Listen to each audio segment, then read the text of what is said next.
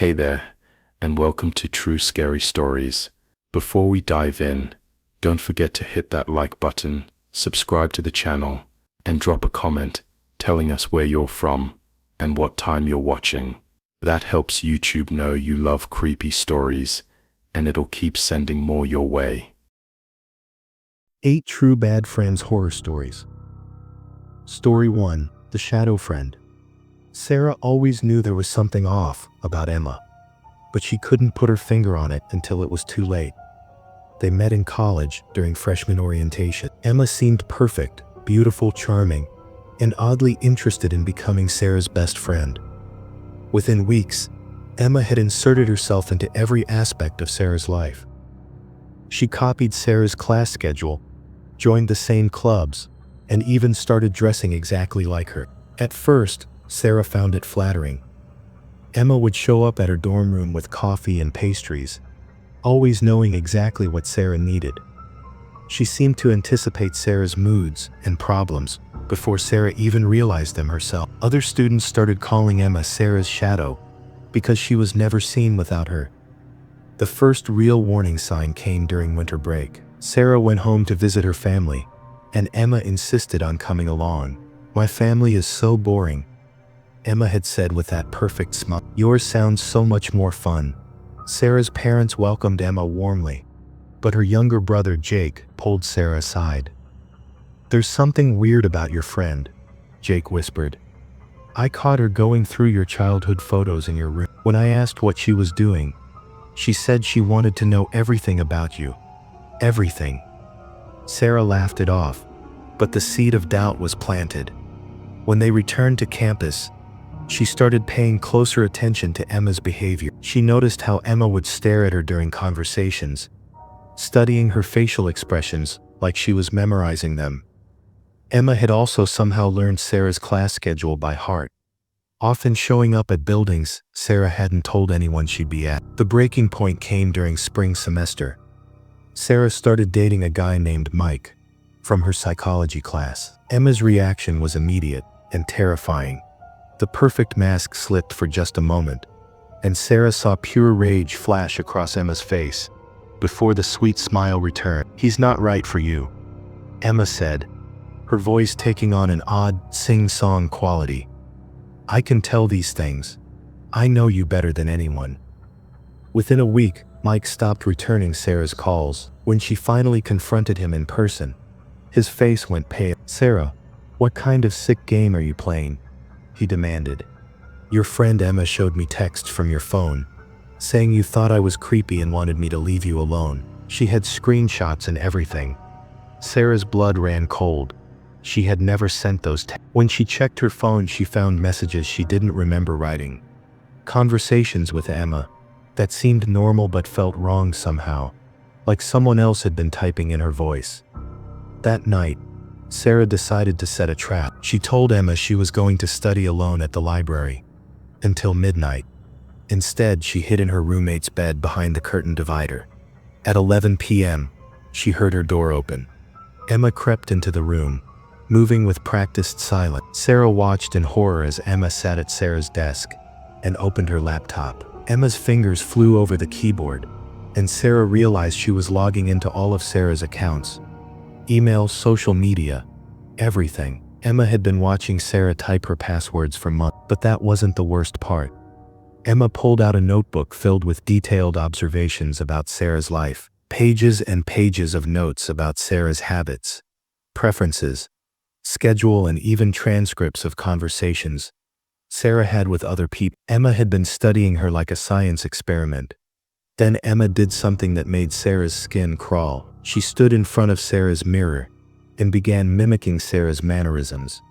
The way she tucked her hair behind her ear, her laugh, even her posture. Emma was practicing being Sarah. Sarah held her breath as Emma opened Sarah's closet and began trying on her clothes. Emma put on Sarah's favorite dress and stood before the mirror, practicing Sarah's voice. "Hi, I'm Sarah," she whispered to her reflection.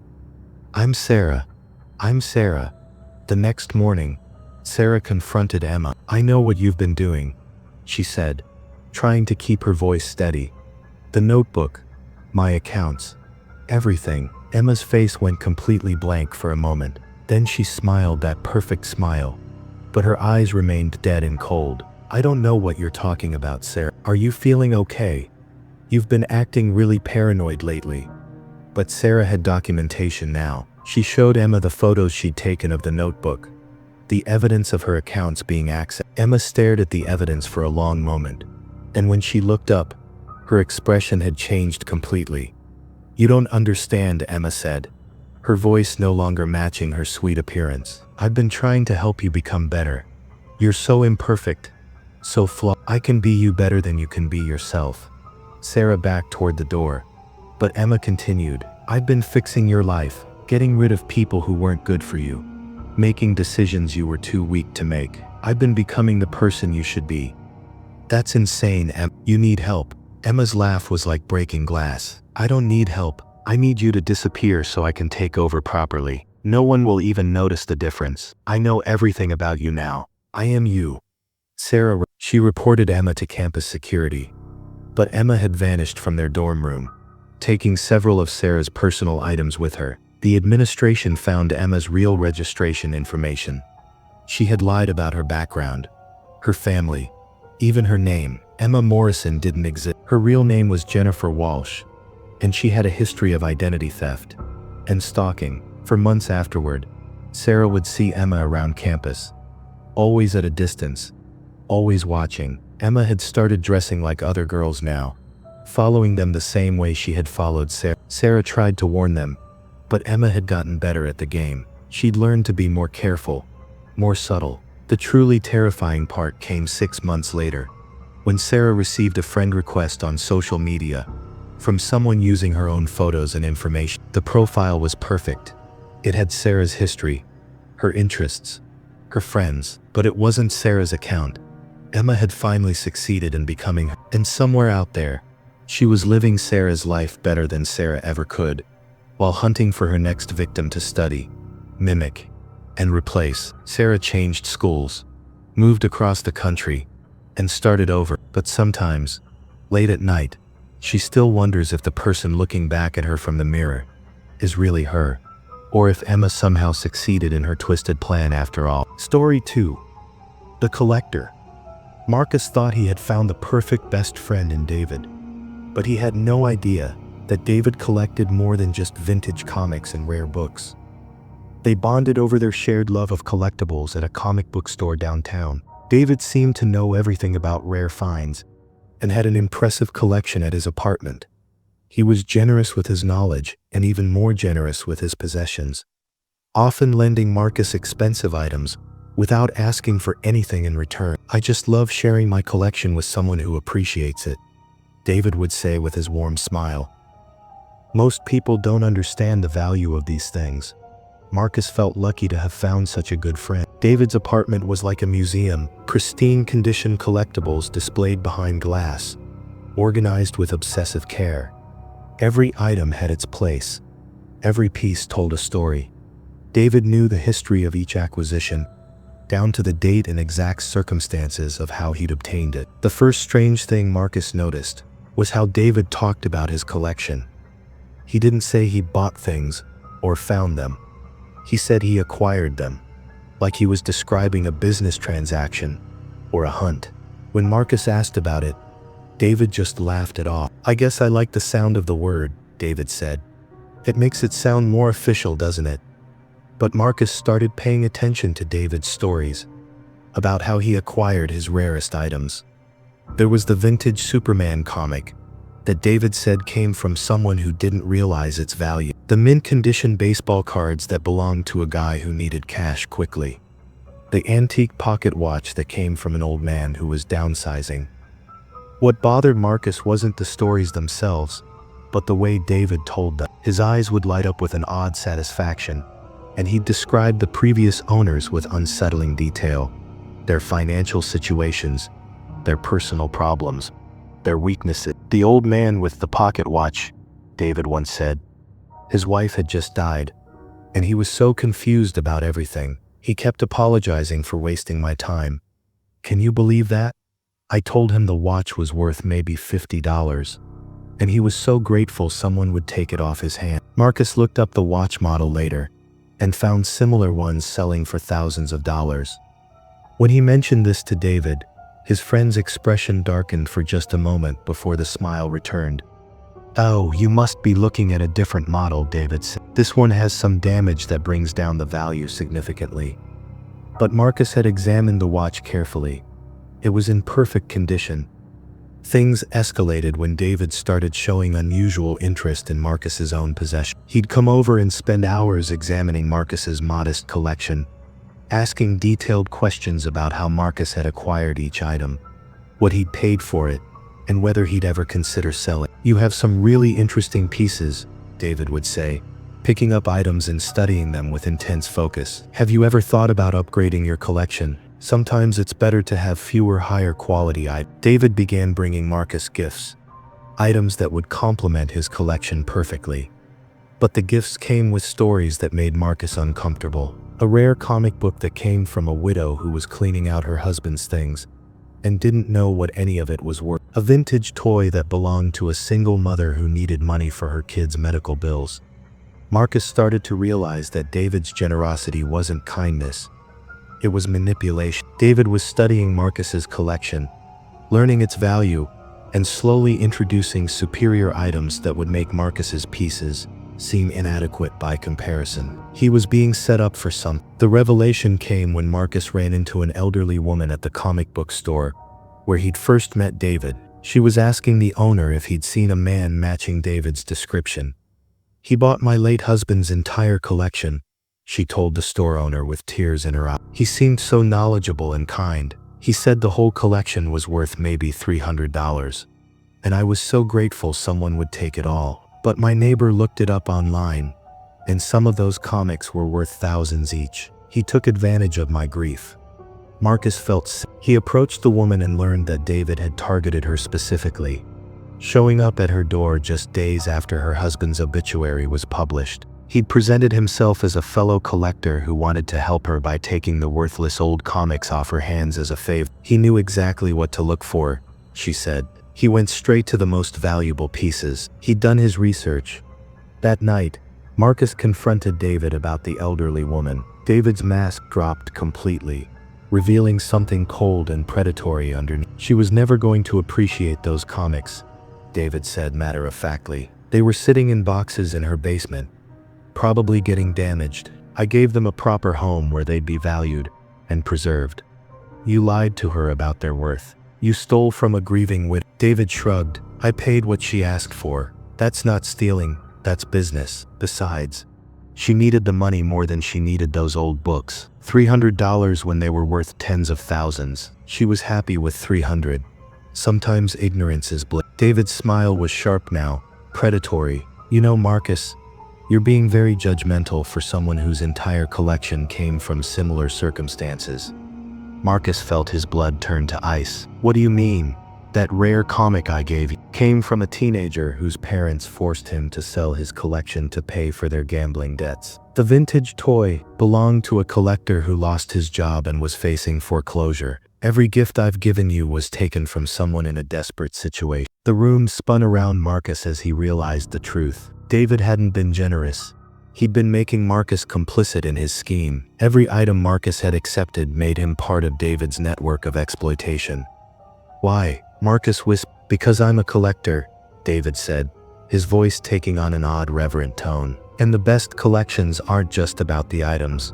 They're about the stories, the hunt, the acquisition. Each piece in my collection represents a moment when I was smarter, more prepared, more deserving than someone else." David gestured around his apartment at the pristine displays. "Every item here has a story of weakness, desperation, or ignorance that I exploited. That's what makes them valuable to me, not their monetary worth, but the fact that I was clever enough to take them from people who didn't deserve to have them." Marcus looked around the apartment with new eyes and saw it for what it really was. A trophy room filled with the evidence of David's systematic targeting of vulnerable people. Every pristine collectible represented someone who had been manipulated, lied to, or taken advantage of during their weakest moments.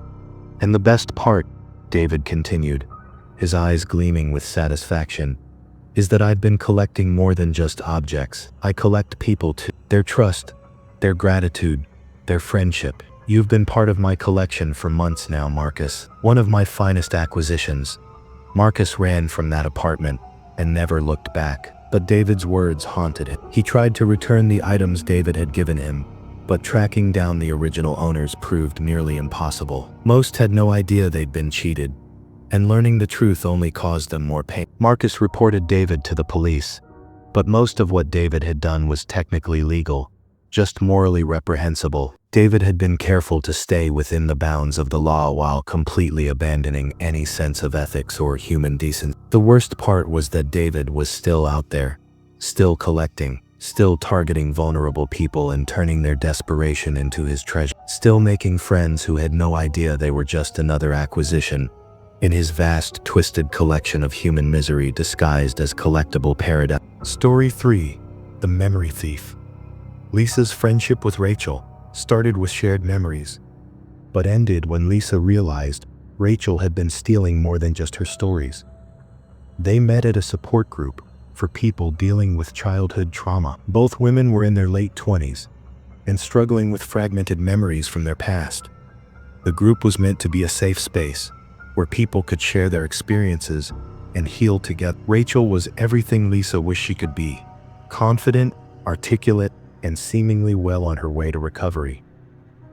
She spoke eloquently about her healing journey and always knew exactly what to say to make others feel understood. When Rachel approached Lisa after their third session, Lisa felt genuinely honored. "I feel like we have a real connection," Rachel said, her voice warm and empathetic. "Would you like to get coffee sometime? It might help to talk to someone who really understands." Their friendship developed quickly.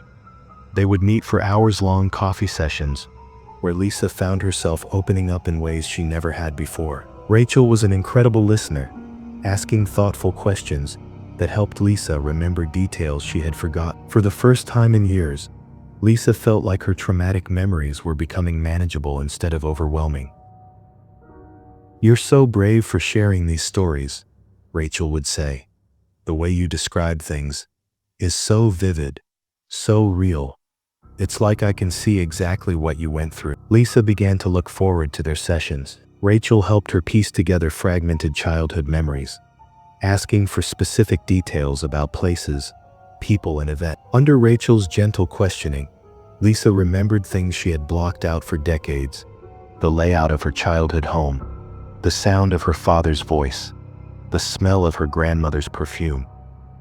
"Memory work is so important," Rachel explained. "The more details you can recall, the more you can heal from these experiences. Don't leave anything out." But Lisa started noticing odd coincidences. In their group sessions, Rachel would sometimes share stories that sounded remarkably similar to ones Lisa had told her privately. The details were different enough that Lisa couldn't be sure, but the emotional core of the experiences was identical. "Rachel, that story you shared today about your mother's drinking, it reminded me so much of something I told you about my own mother." Rachel smiled sympathetically. "Trauma has common patterns. That's why we connect so well. We've been through similar things."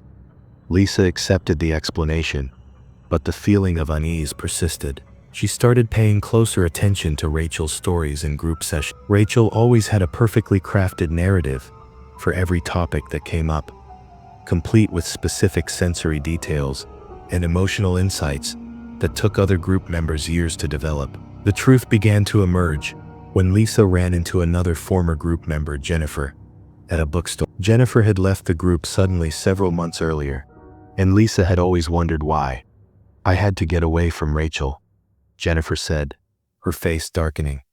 "That woman is not what she seemed." Jennifer explained that she had also developed a close friendship with Rachel, sharing intimate details about her childhood trauma during their private conversations. But Jennifer started noticing that Rachel was repeating her stories in group sessions, claiming them as her own experience. "It wasn't just the basic details," Jennifer said. "Rachel was using my exact words, describing things only I would know. She even took the specific coping mechanisms I had developed and presented them as her own insights." Lisa felt her stomach drop. Are you sure? Completely sure. I confronted her about it, and she became vicious. She told me I was being paranoid and possessive over my own trauma. She said that healing meant letting go of the need to own your experiences. It was so manipulative and that night, Lisa went through her journals, comparing what she had written about her conversations with Rachel to what Rachel had shared in recent group sessions. The similarities were unmistakable. Rachel had been taking Lisa's most personal, painful memories and presenting them as her own healing journey. But it was worse than simple theft. Rachel had been embellishing the stories, adding dramatic details that made them more compelling and emotional. She was turning Lisa's real trauma into performance pieces designed to gain sympathy and admiration from the group. Lisa decided to test her theory. In their next private conversation, she deliberately shared a false memory, a detailed story about a traumatic event that had never actually happened. She made it vivid and emotional, complete with specific sensory detail. Sure enough, at the next group session, Rachel shared Lisa's fabricated story as part of her own healing narrative. She had even added additional details to make it more dramatic and moving. The group responded with overwhelming support and praise for Rachel's courage in sharing such a difficult memory. Lisa felt nauseated, watching Rachel bask in the sympathy and attention generated by a completely fictional trauma that Lisa had invented to catch her in the lie. After the session, Lisa confronted Rachel privately. That story you shared today, about the incident with your uncle, that never happened to you. Rachel's expression didn't change. I don't know what you mean. I made that story up to see if you would steal it. That trauma never happened to anyone. I invented it completely. For a moment, Rachel's mask slipped, and Lisa saw something calculating and cold in her eyes. Then the sympathetic expression returned. Lisa, I think you might be confusing your own memory. Trauma can make our recollections unreliable. Maybe you're mixing up what happened to you with what I've shared. No, Rachel, you've been stealing my memories and presenting them as your own experience. You've been taking the most painful parts of my life and using them to make yourself look like a survivor and a healer. Rachel was quiet for a long moment. When she spoke again, her voice had changed. It was flat and emotionless, completely different from her usual warm tone. Those memories were wasted on you, she said. You were just wallowing in them, letting them control your life. I was putting them to good use, turning them into something meaningful. Lisa stared at her in horror. Those are my experiences, my pain, my trauma. Pain is just information. Rachel replied coldly. You weren't doing anything productive with that information. I was using it to help others, to build connections, to create understanding. I was making your suffering matter by pretending it happened to you. Rachel shrugged. Personal experience is more compelling than secondhand stories. People relate better to someone who's been through what they're going through. I was providing a service. Lisa realized with growing horror that Rachel had no genuine trauma of her own. She was a predator who infiltrated support groups to harvest other people's painful experiences. She fed on the most vulnerable moments in people's lives and repackaged them as her own journey toward healing and strength. How many people have you done this to? Lisa whispered. Does it matter? Everyone got what they needed from the exchanges. You got someone to listen to your stories, and I got material that actually helped people heal. Lisa left that conversation feeling violated in a way she had never experienced. It was worse than having her possessions stolen. Rachel had taken the most intimate parts of Lisa's identity and corrupted them for her own use. Lisa reported Rachel to the group facilitator, but Rachel had vanished. She had moved on to a different support group, probably already building new friendships with vulnerable people who would trust her with their deepest secrets. The worst part was that Rachel had contaminated Lisa's own memory. Now when Lisa recalled traumatic events from her childhood, she could also remember Rachel's voice repeating those stories back to the support group, embellished and dramatized for maximum impact. Rachel had inserted herself into Lisa's most personal experiences and poisoned them forever. Lisa eventually learned that Rachel's real name was Margaret Chen, and she had a pattern of joining support groups under false identities, befriending the most vulnerable members, and harvesting their story. Story 4. The Perfect Family Friend. Tom believed Jake was the brother he never had, but Jake's obsession with Tom's family would destroy everything Tom held dear. Jake and Tom met during their freshman year of college, and quickly became inseparable. Jake came from a broken home. His parents had divorced messily when he was young, and he'd bounced between relatives who didn't really want him. Tom's family, in contrast, was everything Jake had always dreamed of having. When Tom invited Jake home for Thanksgiving, Jake was enchanted by the Norman Rockwell perfection of it all. Tom's parents, Linda and Robert, welcomed Jake warmly. His younger sister Emma treated Jake like the big brother she'd always wanted. The family had traditions, inside jokes, and genuine affection for each other. "Your family is incredible," Jake told Tom that weekend. "You're so lucky to have grown up with this."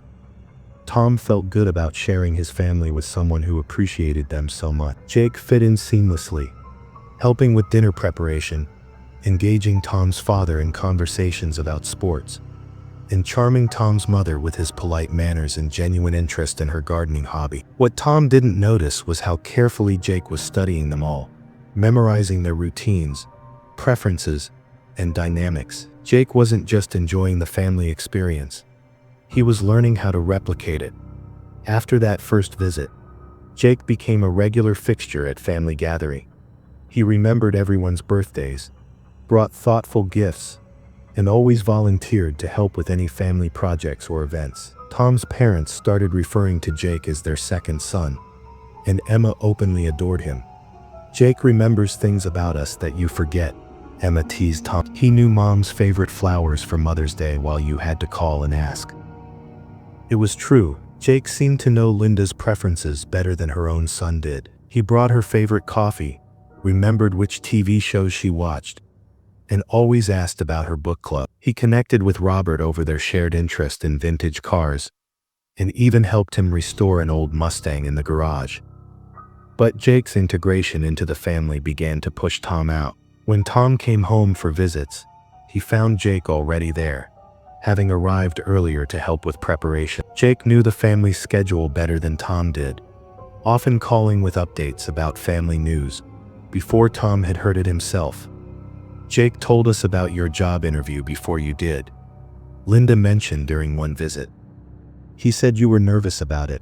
Why didn't you call up?" Tom felt a creeping sense of displacement. Jake seemed to be becoming the son his parents had always wanted. More attentive, more involved, more interested in family activities than Tom had ever been. The situation escalated when Jake started dating Emma. Tom was horrified, but his family was delighted. Jake had been part of their lives for 3 years by then, and they saw it as a natural progression of his place in their family circle. "I know it might seem weird," Jake told Tom privately, "but Emma and I really connected. I love your family so much, and this feels like a way to make it official."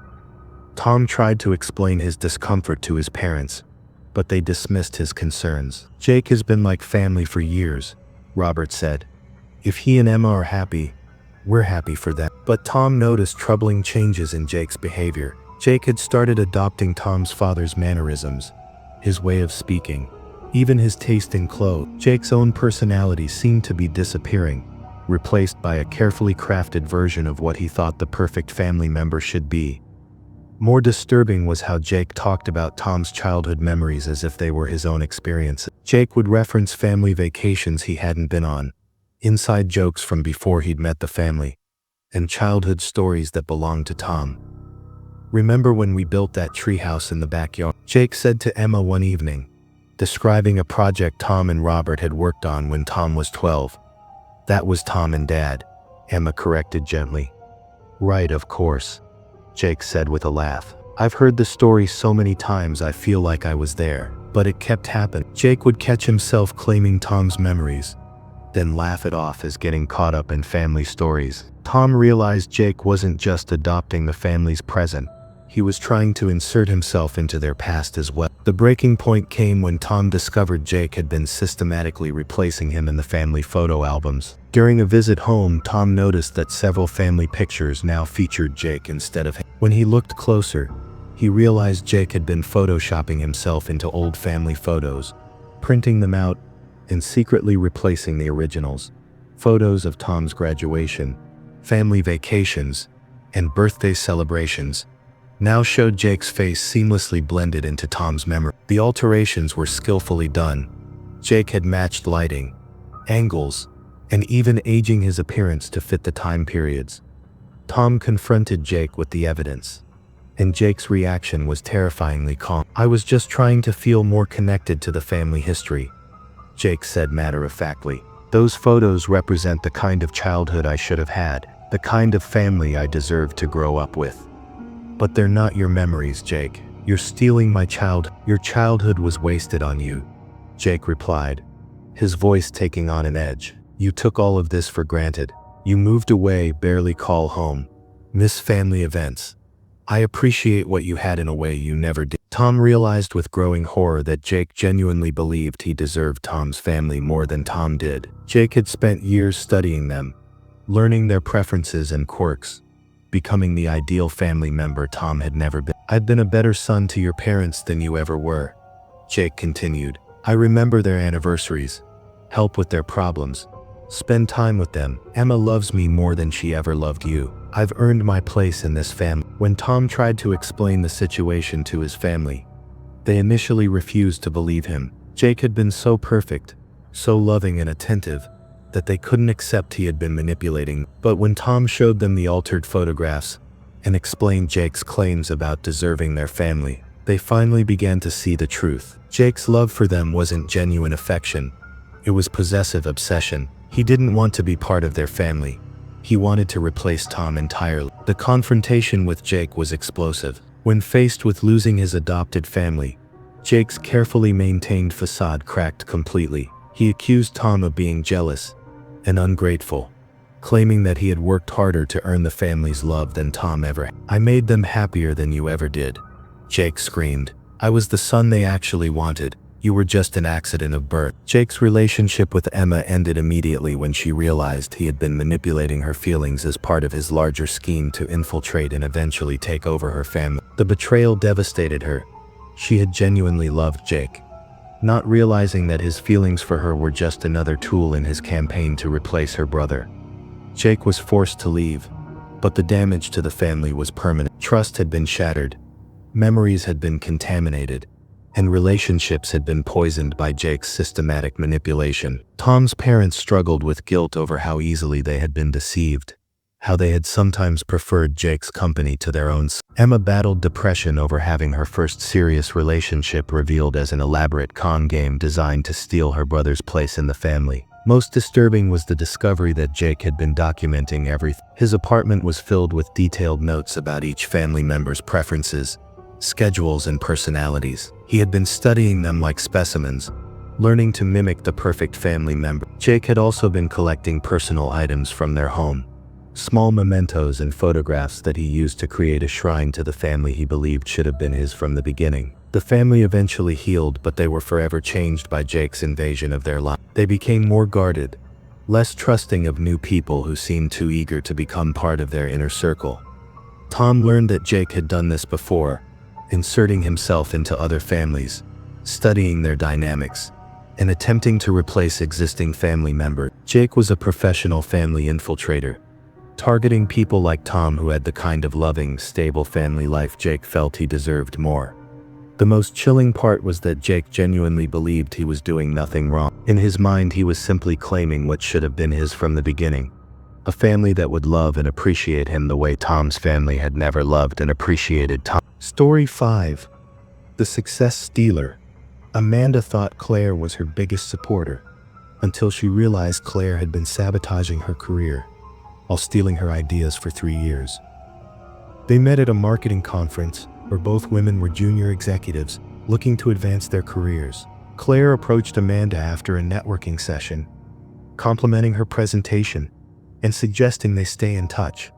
They both worked for competing firms in the same city, but Claire insisted that shouldn't prevent them from supporting each other as women in business. "We need to stick together in this industry," Claire said with a warm smile. "There aren't enough of us in leadership positions.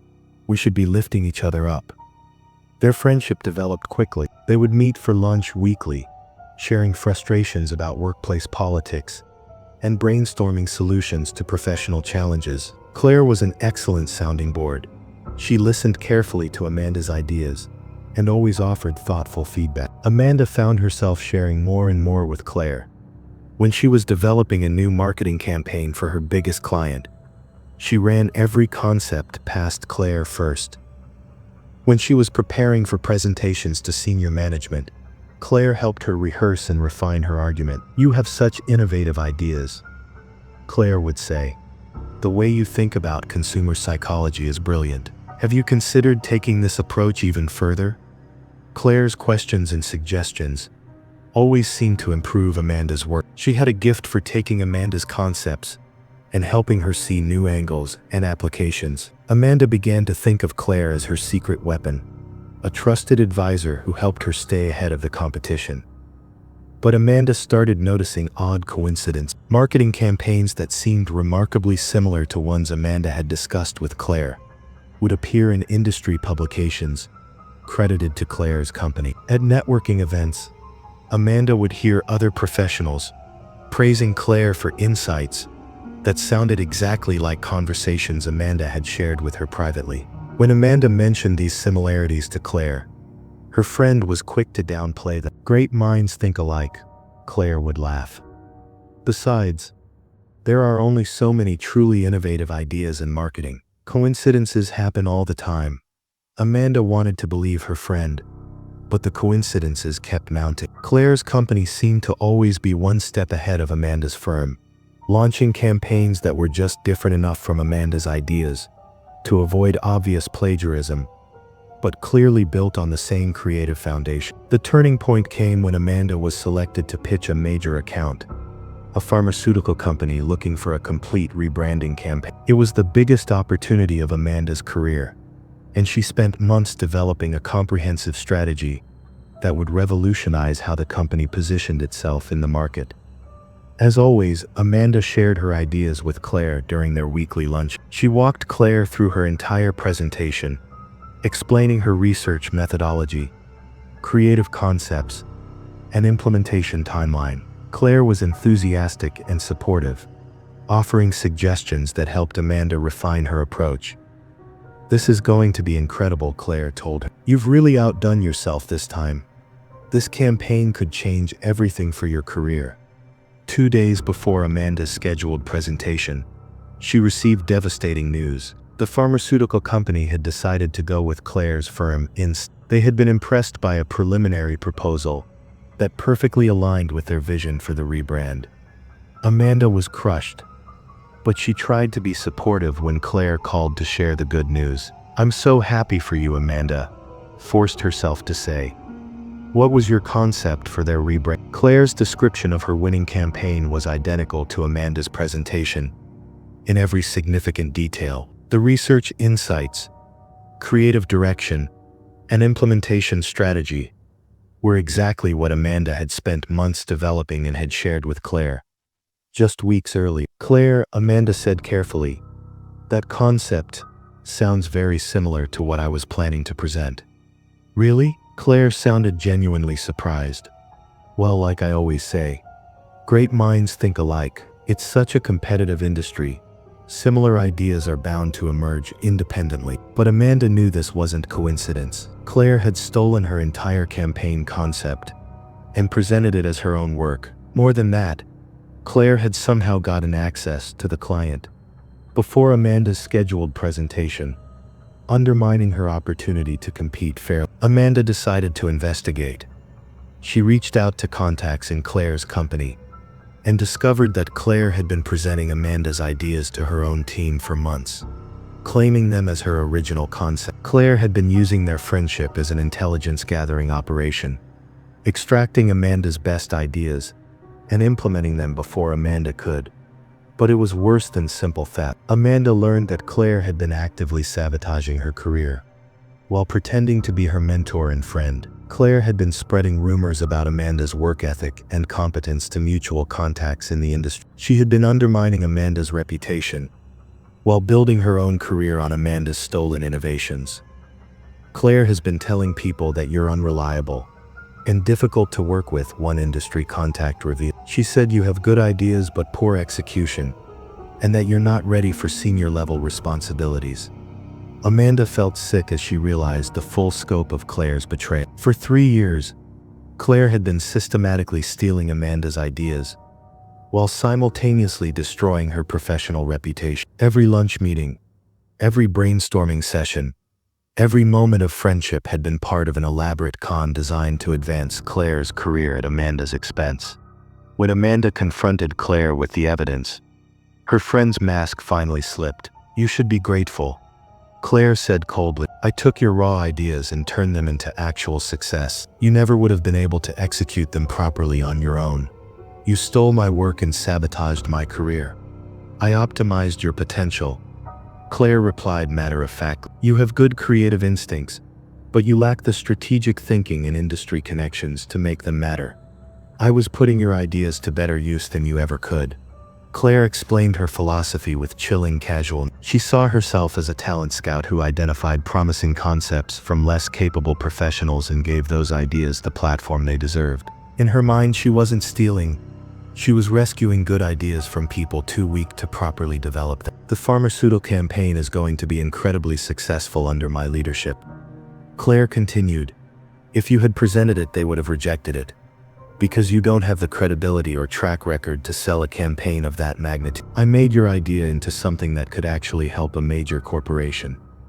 Amanda realized that Claire genuinely believed she was doing a service by stealing other people's work. Claire had convinced herself that she was the only one capable of turning raw creativity into real business success, and that gave her the right to take whatever ideas she wanted from less accomplished professionals.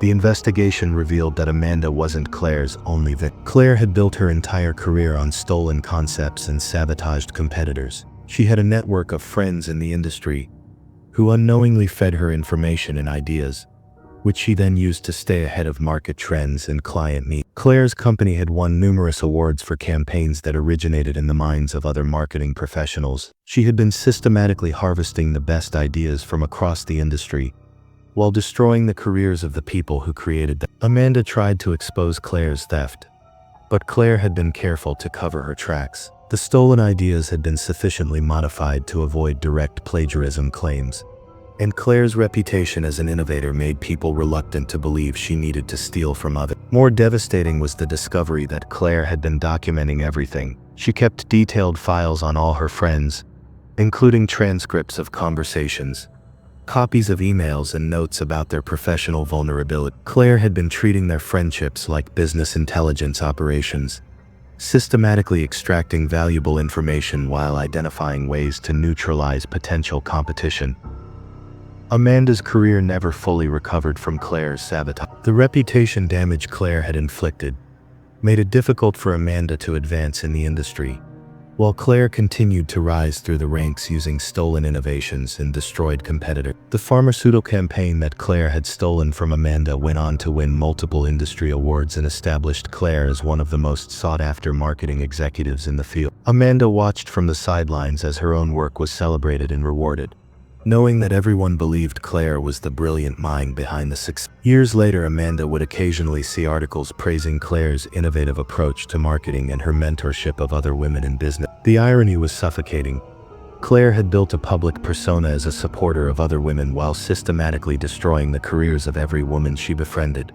Claire's pattern continued unchecked. She would identify talented individuals, develop friendships with them, extract their best ideas and industry knowledge, then sabotage their careers to eliminate them as competition. She had turned networking into a predatory art form, using trust and friendship as weapons in her campaign for professional dominance. Amanda eventually changed careers entirely, unable to continue working in an industry where her reputation had been so thoroughly poisoned by someone she had trusted as her closest professional. The betrayal had been so complete, so calculated, that Amanda never fully recovered her ability to trust colleagues or form genuine professional relations. Story 6.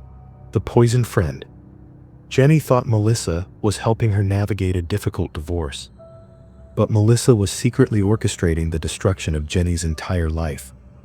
They met at a divorce support group where both women were dealing with the end of their marriages. Jenny was devastated. Her husband had left her for his secretary after 15 years of marriage, and she felt completely lost. Melissa seemed further along in her healing journey, and naturally took Jenny under her wing. "I went through exactly what you're experiencing," Melissa said, with genuine sympathy. "The betrayal, the self-doubt, the fear about the future. I know how overwhelming it all feels." Melissa became Jenny's lifeline during the darkest period of her life. She was always available to listen, offering practical advice about divorce proceedings and emotional support when Jenny felt like she couldn't go on. Melissa seemed to understand every feeling Jenny was experiencing and always knew exactly what to say to make her feel better. "You're stronger than you realize," Melissa would tell her. "This divorce is going to be the best thing that ever happened to you. You just can't see it yet." Melissa helped Jenny find a lawyer, recommended a therapist, and even assisted with practical matters like finding a new apartment and handling the logistics of separating from her husband. She was incredibly generous with her time and resources, often canceling her own plans to help Jenny through crisis moments. But Melissa's help came with subtle manipulation that Jenny was too emotionally vulnerable to recognize. Melissa would encourage Jenny to be more aggressive in divorce negotiations than her lawyer recommended, pushing her to make demands that seemed reasonable but would ultimately backfire. "You deserve half of everything," Melissa would insist. "Don't let him manipulate you into accepting less. Fight for what's rightfully yours." Under Melissa's influence, Jenny became increasingly adversarial in her divorce proceedings. She followed Melissa's advice to hide assets, make unreasonable custody demands, and refuse reasonable settlement offers. Jenny's lawyer warned her that this approach would likely result in a worse outcome, but Melissa convinced her that the lawyer was just trying to expedite the case instead of fighting for her interests. "Lawyers just want to close cases quickly," Melissa explained. "They don't care about getting you the best possible result. You have to be your own advocate." Jenny's divorce became increasingly bitter and expensive as she followed Melissa's guidance. What could have been a straightforward settlement turned into a 2-year battle that consumed Jenny's savings and destroyed any possibility of maintaining a civil relationship with her ex-husband for the sake of their children. But Melissa wasn't just giving bad divorce advice. She was systematically isolating Jenny from everyone else in her life. Melissa would carefully plant seeds of doubt about Jenny's other friends and family members, suggesting they didn't really understand what she was going through or weren't providing adequate support. "I noticed your sister seemed uncomfortable when you were talking about the divorce," Melissa would observe. "Some people just can't handle other people's problems. It's sad how you find out who your real friends are during difficult times." Gradually, Jenny found herself relying exclusively on Melissa for emotional support and practical guidance. Melissa was the only person who truly understood her situation and cared enough to help her through it. What Jenny didn't realize was that Melissa had been in contact with her ex-husband throughout the entire divorce process. Melissa had positioned herself as Jenny's closest friend and confidant, which gave her access to all of Jenny's legal strategies and emotional vulnerability. Melissa was feeding information to Jenny's ex-husband while simultaneously encouraging Jenny to take increasingly destructive actions in the divorce proceedings. Every piece of bad advice Melissa gave Jenny ultimately benefited her ex-husband's position in the settlement negotiation. The truth came out when Jenny accidentally discovered text messages on Melissa's phone during a visit to her apartment. Melissa had been updating Jenny's ex-husband about her mental state, her legal strategies, and her financial situation in real time throughout their friendship. "She's completely falling apart," one message read. "I convinced her to refuse the custody arrangement her lawyer recommended. She's going to look unstable in court." Another message detailed Jenny's therapy sessions. She told her therapist about the panic attack. "I'm encouraging her to document everything so it will be on record when you push for full custody." Jenny confronted Melissa with the evidence, and Melissa's response was chillingly casual. "I was trying to help both of you," she said matter-of-factly. "Your divorce was turning into a disaster that would have hurt everyone, especially your children. You were spying on me for my ex-husband. I was providing perspective that you couldn't see because you were too emotional," Melissa replied. "Your ex-husband was willing to be reasonable, but you kept making demands that were going to destroy any chance of a fair settlement." Melissa explained that Jenny's ex-husband had approached her after discovering their friendship through social media. He was concerned about Jenny's mental state and asked Melissa to keep an eye on her during the divorce process. He was worried you might do something dangerous to yourself or the children, Melissa said. I agreed to stay close to you and provide him with updates about your emotional stability. But Jenny realized the manipulation went much deeper than just reporting back to her ex-husband. Melissa had been actively sabotaging Jenny's divorce strategy while providing her ex-husband with intelligence that gave him every possible advantage in negotiation. You convinced me to turn down settlement offers that were actually fair, Jenny said, the full scope of the betrayal becoming clear. You made me look unstable and unreasonable so he could get better terms.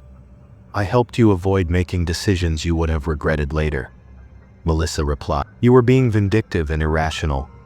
I moderated your worst impulses. Jenny discovered that Melissa had been paid by her ex-husband for her services as an informant and saboteur. Every lunch meeting, every supportive phone call, every piece of advice had been part of a calculated campaign to ensure Jenny's ex-husband got the most favorable possible divorce settlement.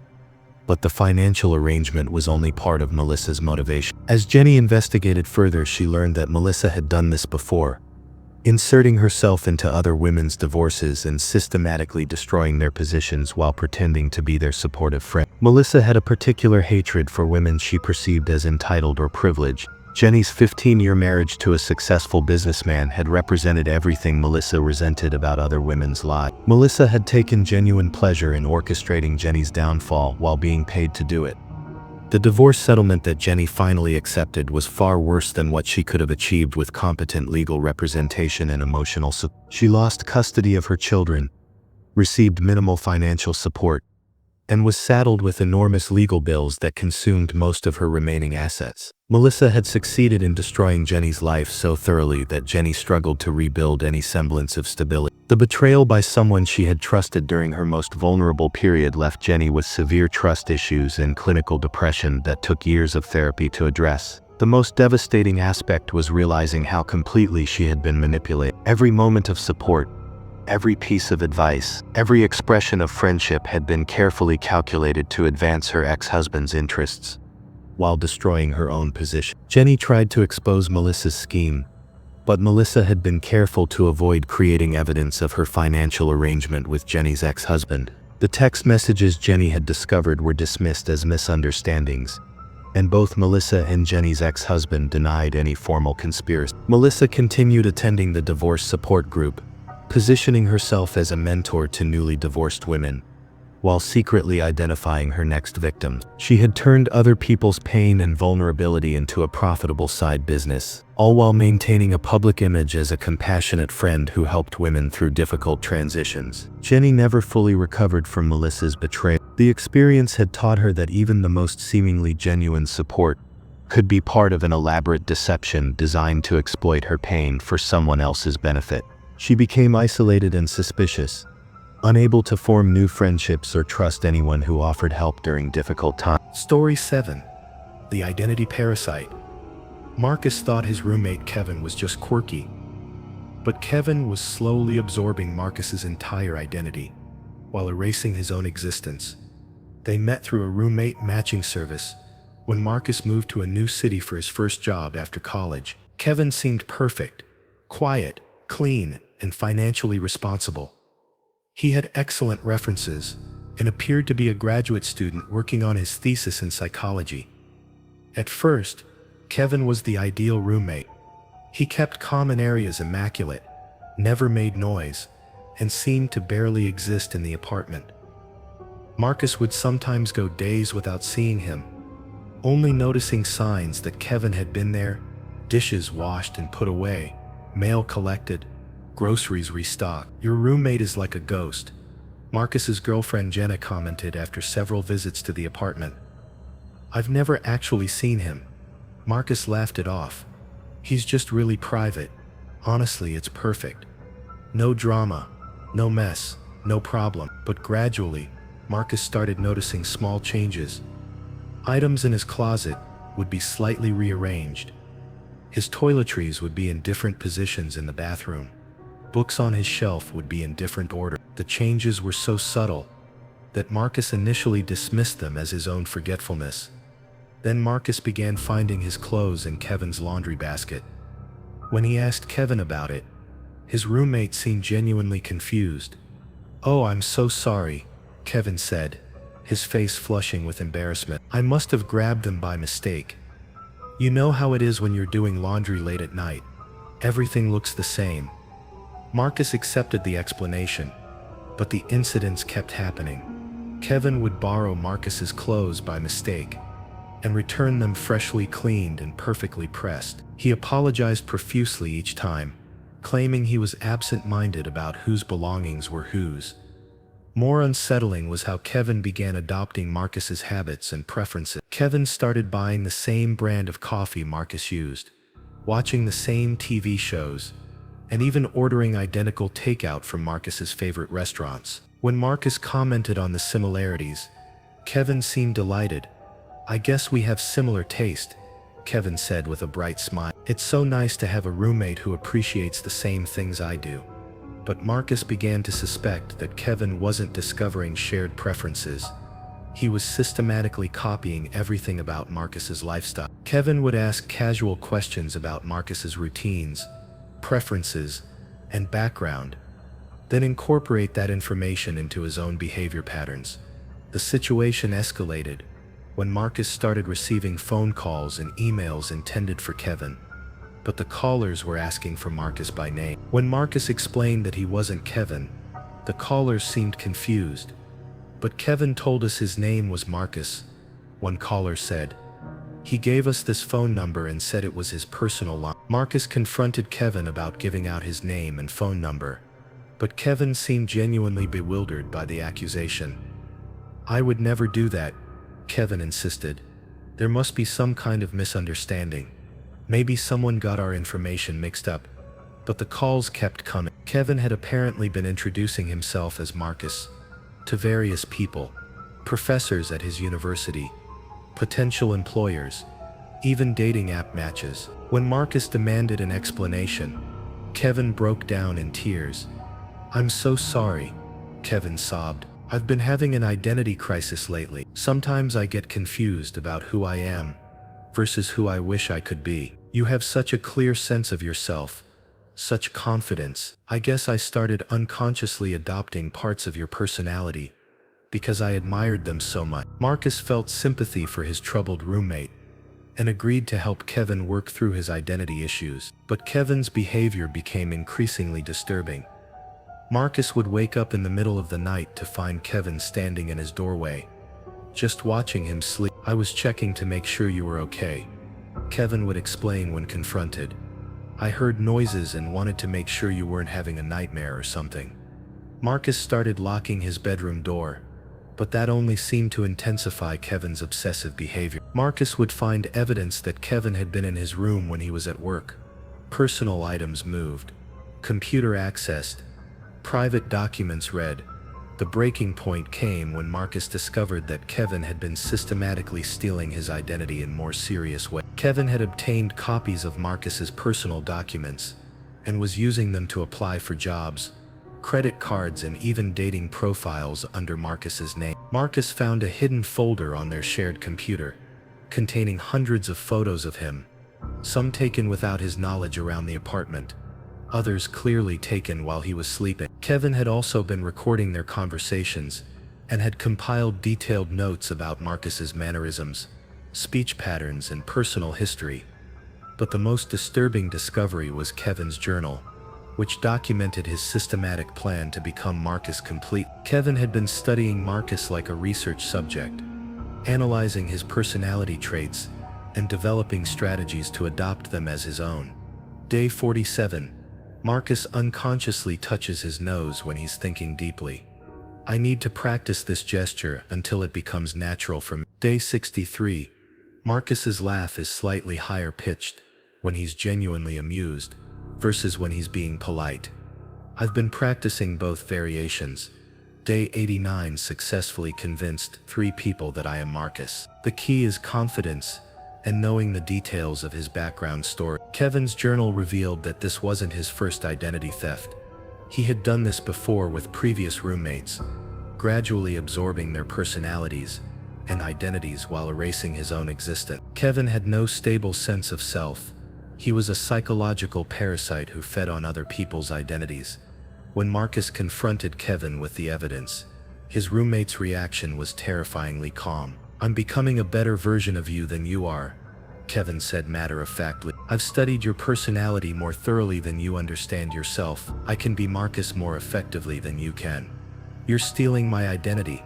"I'm perfecting it," Kevin replied. "You waste so much of your potential. You don't appreciate the life you have, the personality you were given. I can make better use of being Marcus than you ever will." Kevin explained his philosophy with chilling rationality. He believed that identity was wasted on people who didn't fully utilize their potential. Kevin saw himself as someone who could take the best aspects of other people's personalities and combine them into a superior version of human existence. "I've been Marcus for months now in various contexts," Kevin continued. "I got you that job interview next week by applying as you and impressing them with my version of your personality. I've been dating 3 women as you, and they all prefer my interpretation of who Marcus is versus the real you." Marcus discovered that Kevin had been living parallel lives as him, maintaining relationships, professional contacts, and social connections, while presenting himself as a refined, improved version of Marcus's personality. The most disturbing aspect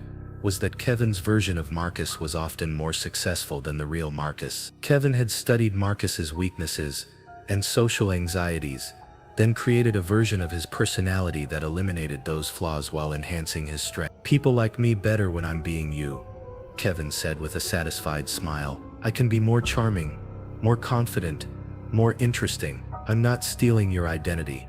I'm upgrading." Marcus called the police, but Kevin had been careful to avoid breaking laws that could be easily prosecuted. Identity theft charges required proof of financial fraud, and Kevin had been more interested in psychological and social identity absorption than monetary gain. Kevin disappeared from the apartment before Marcus could take further action, but the damage was done. Kevin had established relationships and professional connections using Marcus's name and identity, creating a tangled web of confusion that took months to untangle. Worse, Kevin had poisoned Marcus's sense of his own identity. Marcus found himself second-guessing his own mannerisms and personality traits, wondering which aspects of himself were genuine versus which had been influenced by Kevin's psychological manipulation. Marcus learned that Kevin's real name was actually David Chen, and he had a pattern of targeting lonely young professionals who were new to cities and vulnerable to exploitation. Kevin would insert himself into their lives as a roommate or friend, study their personalities intensively, then gradually absorb their identities while discarding his own. Several of Kevin's previous victims had experienced similar identity theft, but Kevin had become more sophisticated with each iteration. He had learned to be more subtle, more patient, and more thorough in his psychological parasitism. Marcus never fully recovered his sense of authentic self. The experience of having someone study and replicate his personality so thoroughly left him feeling like a character in his own life, rather than the author of his own identity. He became obsessed with examining his own behavior, never certain whether his reactions and preferences were genuinely his or remnants of Kevin's psychological conditioning. Story 8: The Revenge Collector. Sarah thought Lisa was helping her heal from past trauma, but Lisa was systematically destroying everyone who had ever hurt Sarah, turning her into an unwitting accomplice to murder. They met at a trauma therapy group, where both women were working through difficult experiences from their past. Sarah had survived an abusive relationship and was struggling with PTSD and trust issues. Lisa seemed further along in her healing journey and naturally became Sarah's mentor and closest friend in the group. "I understand what you've been through," Lisa said with deep empathy. "The way people hurt us and then just continue living their lives like nothing happened. It's infuriating, but we can't let them win by letting their actions destroy our futures." Lisa was incredibly supportive during Sarah's darkest moments. She was always available to listen, offered practical advice about healing, and seemed to understand every complicated emotion Sarah experienced. Lisa had a way of making Sarah feel heard and validated in ways that even her professional therapist couldn't match. "Your ex-boyfriend sounds like a monster," Lisa would say during their long conversation. "The way he manipulated and controlled you. That kind of person doesn't deserve to be happy while you're struggling with the trauma he caused." Lisa encouraged Sarah to be specific about her traumatic experiences, asking detailed questions about the people who had hurt her. She wanted to know names, locations, and circumstances of every incident that had caused Sarah pain. Talking through the details is part of the healing process, Lisa explained. You need to confront every aspect of what happened, so you can process it completely. Under Lisa's gentle guidance, Sarah found herself sharing information she had never told anyone, not just about her abusive ex-boyfriend, but about childhood bullies, toxic employers, and anyone who had caused her significant emotional harm throughout her life. Lisa was particularly interested in Sarah's high school experience, where she had been severely bullied by a group of popular students. Sarah described the humiliation and social isolation in vivid detail, naming the specific students who had made her life miserable, and explaining how their actions had affected her self-esteem and ability to form relationships. Those people shaped your entire adult life with their cruelty, Lisa observed. It's tragic how childhood bullying can destroy someone's potential for happiness. They probably don't even remember what they did to you, while you're still dealing with the consequences years later. Lisa seemed to take Sarah's pain personally, becoming genuinely angry on her behalf. People like that need to understand that their actions have consequences, Lisa would say, her voice taking on an edge that Sarah found both comforting and slightly unsettling. Sarah began to feel better than she had in years. Having someone who truly understood her trauma and validated her pain was incredibly healing. Lisa made her feel like her suffering mattered, like the people who had hurt her should be held accountable for their actions. But strange things started happening to the people Sarah had described to Lisa. Her abusive ex-boyfriend was found dead in his apartment, apparently having overdosed on a combination of drugs he had never been known to use. The death was ruled accidental, but Sarah felt a chill when she heard the news. Sometimes the universe has a way of delivering justice, Lisa commented when Sarah shared the news about her ex-boyfriend's death. I know that sounds terrible, but after everything he did to you, it's hard to feel sorry for him.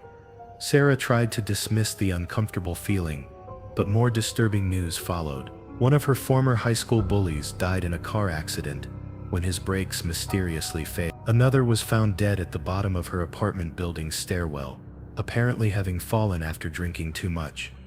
It's probably just coincidence, Sarah told herself, but the pattern was becoming impossible to ignore. People who had hurt her were dying in unusual circumstances, and Lisa always seemed to know about their deaths before Sarah heard the news through other channels.